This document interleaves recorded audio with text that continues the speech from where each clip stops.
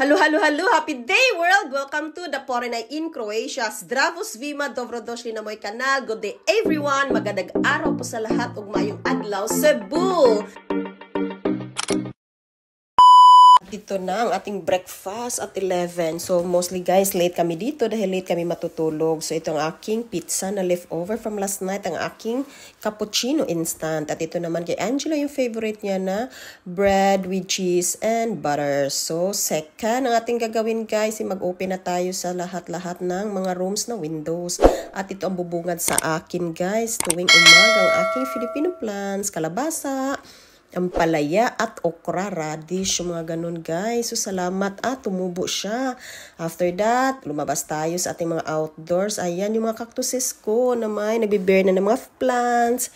Ayun, sa lula pa yan ni Angela na namatay na yung lula niya long time ago. Only cactus lang talaga ang mabubuhay sa akin guys. Aside from that, wala nang iba. Pasalamat ako dahil ang aking Filipino plants at vegetables ay from seedlings up until now na meron na siyang maraming bunga. At soon ma-harvest ko na siya. Awa ng Diyos, thank you. So ayan na guys. Mostly mga species nito, dalawa na cactus na species ay from Malta. So ayan. At some are minarkot ko guys. Yung mga klase ng cactus na yan sa likod. Yung makikita nyo. And now ang aking Filipino vegetables or plants. Plants pa kasi hindi pa siya vegetables. Tama ba yan? So ayan na guys. Atin na siya ngayong radish. Paliguan na natin sila. Maaga akong nagising. So maaga na yan sila. Maaga ba yung 11? Late na nga. No, because most of the time watering the plants, magbisbis is after sun. So mga 8. Dahil dito sa summer guys, sa Croatia, ang summer is ang araw, at hindi na araw lulubog mga 8, mga sunset. Tapos yung light up until 9 p.m. in the evening. So ayan, so kaya yan na time na yan guys ay ano na yan siya, gabi na yan. So gabi na yan siya. So meron pa siyang araw kung nakikita nyo guys. And ito naman guys ang aking small na space na mga ayan ang aking pusa. Nashock ako dyan. Akong mungkoy, awa ng Diyos. Kinuha na yan, namatay na yan. At ito na ating lunch. Nagluto na tayo guys. Ito yung paborito ni Angela at isda. Ang isda at ang paborito ko rin. Pritong isda with mga anik-anik and chili. Meron tayong ito na dahil Sunday ngayon. So no to barber shop. So, ito na ang aking multitasking. One of my tasks after 1 month. So, madali tumubo ang ni tata, buhok. And, ayun na. Ito na guys, ang ating muchacho, mutango, linis mode. So, ayan.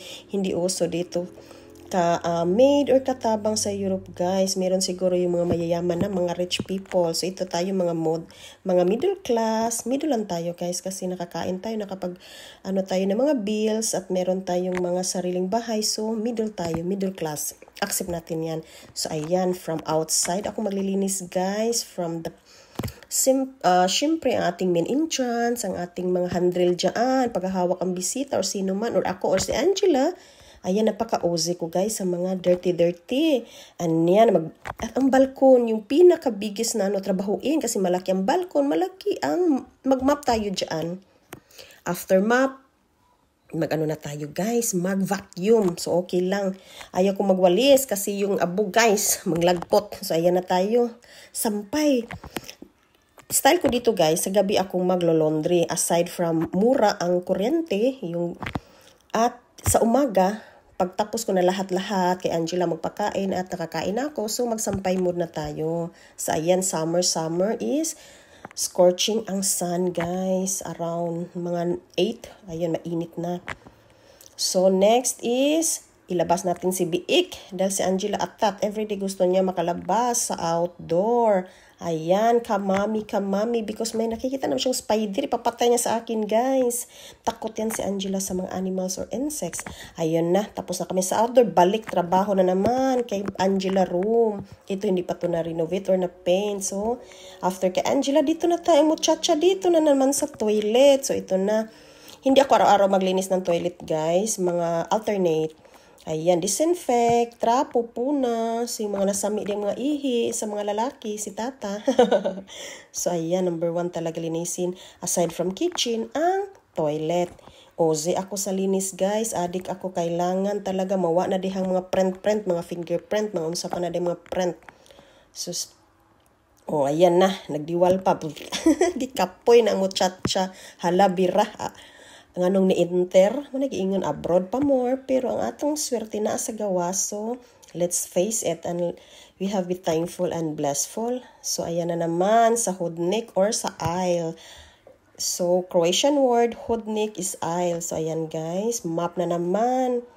Buti na lang ngayon, tinanggal ko na yung mga lahat ng carpet sa lahat ng kwarto, kusina at sala dahil mas maganda talaga pag summer wala mga carpet kasi map tayo at saka ano lang. So ayan, gabi na guys, medyo ano na to. Ay hindi pala gabi guys, ano na yan, mga 5. So ayan na si muchacha kasi madaming lamok, summer dito madaming lamok sa labas.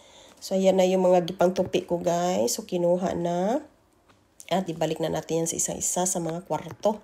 Vacuum na naman dahil kanina ay nagpunas-punas, nagtanggal ng mga navlaki. Navlaki is mga cover ng sofa. At tapos na tayo nakapag lagay ng mga new covers. So ayan na, map na naman. Vacuum na naman. Gusto ko talaga guys, vacuum muna at saka map. So, hindi mawala yan. Yung trabaho na yan. Pero easy lang lahat naman de kuryente. Aside sa map. So, yan punas. Kailangan talaga guys magpunas. Kasi grabe yung mga alikabok guys. Kahit na hindi tayo malapit sa main road or sa ano, meron tayong maraming mga kahoy. Meron pa hindi mawawala. Pagtapos na lahat sa inside, ayan na. Ming ang aming meat si Smurf, hindi talaga yan pwede guys, na hindi makakain kasi magsisigaw-sigaw yan, magkaskas-kaskas na siya sa portahan, gusto na siya mukaon, so that's her favorite, that's a mother Mitzi. So yun na, tapos ng lahat guys, lunch na. After lunch, ayan na yung real boss guys, so the happy moment is yung matapos na yung 24 hours a day, 12 hours a day sa ating trabahuin, ating mga house errands. But thankful and blessful tayo dahil meron tayong anak na nagpapatawa sa atin. Although may pagkabusi, pero okay lang. That's a kids. Kids will be kids. After all, atin yung anak. End of the day, we should be thankful na andito tayo sa mundo. And meron tayong partner, asawa, anak, pamilya sa Pilipinas. And food that we eat. And si tata nagtatrabaho. So ayan, nag-wave si tata. Kinamirahan ko pa siya dyan guys. So that's the day of my life here in Croatia, Europe. So every summer, kahit mainit, okay lang kasi may wind naman. Windy siya. I mean, hindi windy. Mahangin siya pag nasa balkon ka sa labas. Do meron siyang mga lamok, pero okay lang, mapadpad na ang mga lamok sa hangin guys. Dahil hindi naman grabe ang init talaga. Sunday is for family day. So ayan, Sunday pala to guys, ang aking day of my life. A day-to-day life. Thanks for all. Thanks for watching. Papa.